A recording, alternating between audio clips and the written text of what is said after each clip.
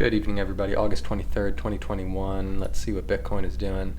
Obviously had a bit of a higher push here than we would have expected in this scenario, but still not necessarily ruling it out by any means. If you remember back here at the lows, we had the same sort of thing where I had this green support box and it went a little bit lower than it should have gone.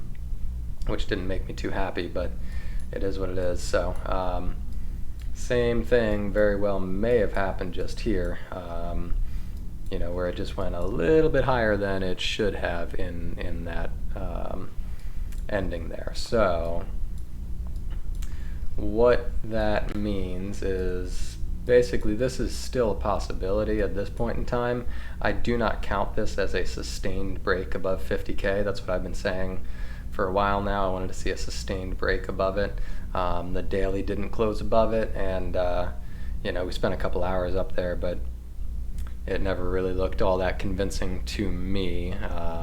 It's not like we went up high and then retested it and then closed the day higher than that.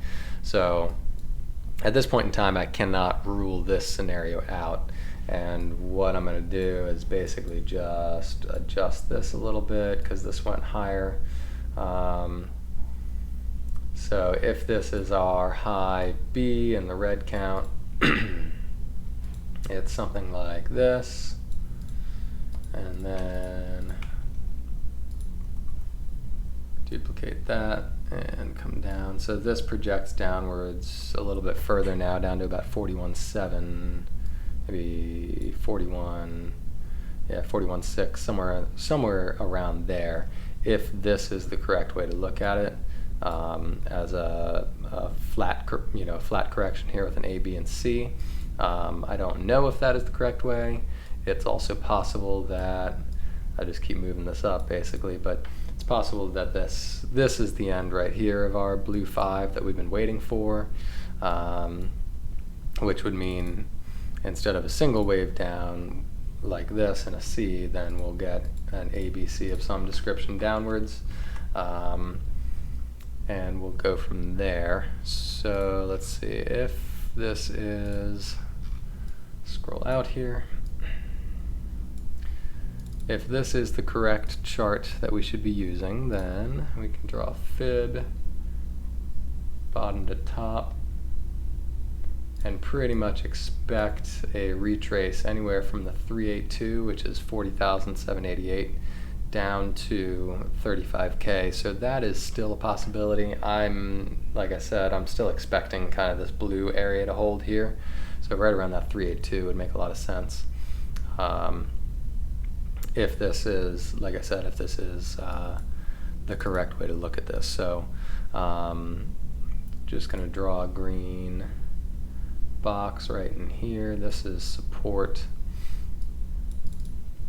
That's key support there. Again, if this entire thing is already 5 waves up and this is our second wave down. So that is going to be confirmed still by this 46K region, the break of the 46K. If we can break below that, then this becomes our more primary scenario. All right, let me move over to the alternate, which the alternate again basically ignores this first little move and calls it a double bottom instead of a 1 and a 2, which means that we are in the third wave here. Pardon me. So instead of having just completed 5 up and getting a pullback now, it's possible we've got this 1-2 here. We have a micro 1-2 within this yellow circle 3, and we're working our way upwards in this. So this is possible still as well. Hasn't been invalidated at all. And I think this is still the correct way to count it, but unfortunately now we get another stupid expanded flat correction. Right here, this midline basically of all this price action is what I would consider to be kind of the pivot around where the ABC would go, right? So I have a little micro 1, 2, 3, 4, 5 up, and then I would count this as the A, high B, and then we'll get a C down of equal distance. So basically if this area breaks here, this 48, basically call it 49K, if that breaks significantly, then we can expect, I think at the least, the same distance down. So there's about 1,500 bucks. So we'd expect that same distance down, 1,500, which would bring us into this ideal area that I had on here for the yellow 2 anyway, based on where yellow 1 topped. So again, corrective patterns are really hard to track. They're not, they can take many different forms basically. This expanded flat correction is one of the forms that it can take. So that's what I'm looking at probably on this, and that would bring us between 47.5 and like 46. So if we go, this is still my thinking, if we come down here and we hold 46 and go up, then this scenario is the primary. If we go down and we don't hold 46 and kind of reject it, then the other scenario that I went over first is what we're looking at instead.